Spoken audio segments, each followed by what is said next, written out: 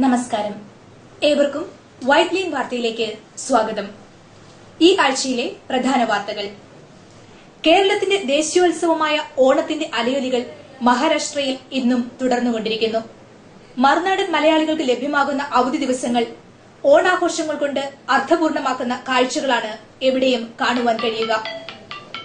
ആഘോഷങ്ങൾ ഇനിയും ആഴ്ചകളോളം നീണ്ടു നിൽക്കുമെന്നാണ് റിപ്പോർട്ടുകൾ സൂചിപ്പിക്കുന്നത്. വസായ് ഈസ്റ്റിൽ കേരളീയ സമാജം സെപ്റ്റംബർ 18-19 തീയതികളിൽ വിപുലമായ രീതിയിൽ ഓണം ആഘോഷിക്കുകയുണ്ടായി. എവർഷീൻ സിറ്റിയിലെ കൈരളി നഗറിൽ നടന്ന പരിപാടികൾ കേരളത്തിലെ തനതായ കലകൾ കൊണ്ടും സജീവമായ കൂട്ടായ്മ കൊണ്ടും ശ്രദ്ധേയമായി. പൂക്കള മത്സരം, ചിത്രരചനാ മത്സരം, മലയാള ഭാഷാ സമ്മേളനം, കൈകൊട്ടിക്കളി മത്സരം എന്നിവ ഉണ്ടായിരുന്നു. മത്സരങ്ങളിൽ വസായ് ഈസ്റ്റിലെ യോഗക്ഷേമ സഭ 1ാം സ്ഥാനവും നാലസുപാര SNDP ഗ്രൂപ്പ് 2ാം സ്ഥാനവും കരസ്ഥമാക്കി. കോർപ്പറേറ്റർ കിരൺ ഭോയിർ ചടങ്ങിൽ മുഖ്യാതിഥിയായിരുന്നു. ആഘോഷങ്ങളോടനുബന്ധിച്ച് ഓണസദ്യയും ഉണ്ടായിരുന്നു. കവയിത്രി ബിന്ദു മനോജിന്റെ കവിത അജയൻ ആലാപനം ചെയ്തു. ഒരു വാർത്ത തീർന്നു.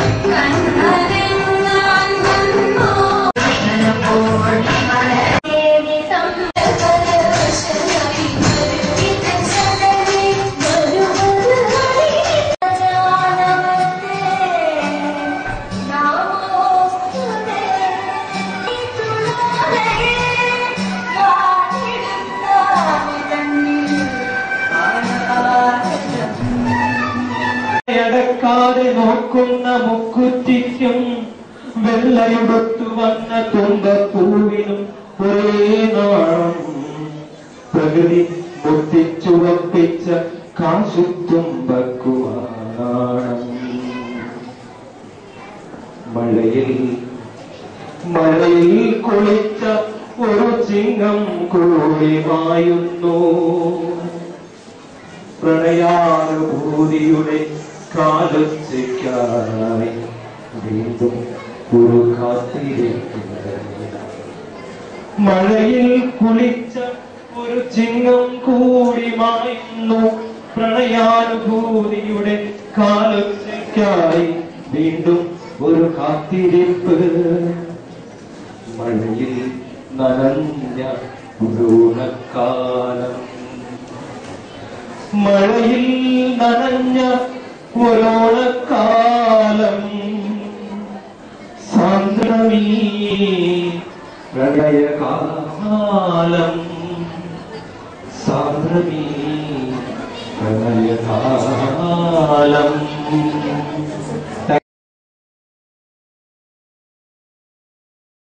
ആതുര സേവനത്തിന് ജീവിതം അർപ്പിച്ചവർ. ആയുസ് തീർന്നെന്ന് കരുതി അവസാന ശ്രമമെന്ന നിലയിൽ എത്തപ്പെട്ട അനേകരെ ജീവിതത്തിന്റെ പച്ചപ്പിലേക്ക് തിരികെ കൊണ്ടുവന്ന ആശ്വാസ കേന്ദ്രമാണ് ഡോംബിവിലിയിലെ ഐക്കൺ ഹോസ്പിറ്റൽ. അതിന്റെ അമരക്കാരനായ ഡോക്ടർ ബിജോയ് കുട്ടി മുളുണ്ടിൽ പ്ലാറ്റിനം ഹോസ്പിറ്റൽ എന്നൊരു ആതുരാലയത്തിന് തുടക്കം കുറിച്ചിരിക്കുന്നു. സെപ്റ്റംബർ 20-ന് ഗവർണർ ശങ്കരനാരായണൻ ഹോസ്പിറ്റലിന്റെ ഉദ്ഘാടനം ഔപചാരികമായി നിർവഹിച്ചു. ചടങ്ങിൽ സഞ്ജയ് ഡി പാട്ടീൽ, ലയൺ കുമാരൻ നായർ, പ്രകാശ് പടിക്കൽ, വിജയകുമാർ, രാജൻ നായർ, അനിൽ രാഘവൻ തുടങ്ങി മുംബൈയിലെ പ്രമുഖരുടെ ഒരു നീണ്ട നിര തന്നെ ഉണ്ടായിരുന്നു. ഇനി മുംബൈ നിവാസികൾക്ക് ഒന്നടങ്കം പറയാം, ഹൃദയ നൊമ്പരങ്ങളെ വിടാം. 3 to 30. I am happy to know that they have large experience and the services which they are going to give will be the Platinum Heart Institute. They are well versed with the heart facilities, head and spine care, bone and joint care, general and laparoscopic surgery institute. They have experience in cosmetic and reconstructive surgery also. They have preventive care institute also, Platinum Diagnostic and Critical Care Center also. and also the most critical, the eye care unit. Thank you very much, Sri Sabdaji, for those kind words. And with that, I now have the honor of inviting His Excellency, the Governor of Maharashtra. Please put your hands together and welcome Sri Keshankar Narayananji to please come and say a few words. I congratulate Dr. Puri for creating this wonderful hospital, which I am sure will benefit the people of Thane, Mumbai and neighboring areas. I am especially glad to know that Dr. Puri has evolved, working in relationship with a couple of districts of Jalgaon and Nasik also. I would suggest Dr. Puri would aim for creating platinum in my other district of Maharashtra. This will enable people to receive quality health care at an affordable cost at a place near to them. I say affordable cost, not in words, that should be there. When hospitals inaugurated and hospitals started, all the owners of the hospitals and doctors used to say, we provide facilities for the poor people. That is in words, no deeds I will see.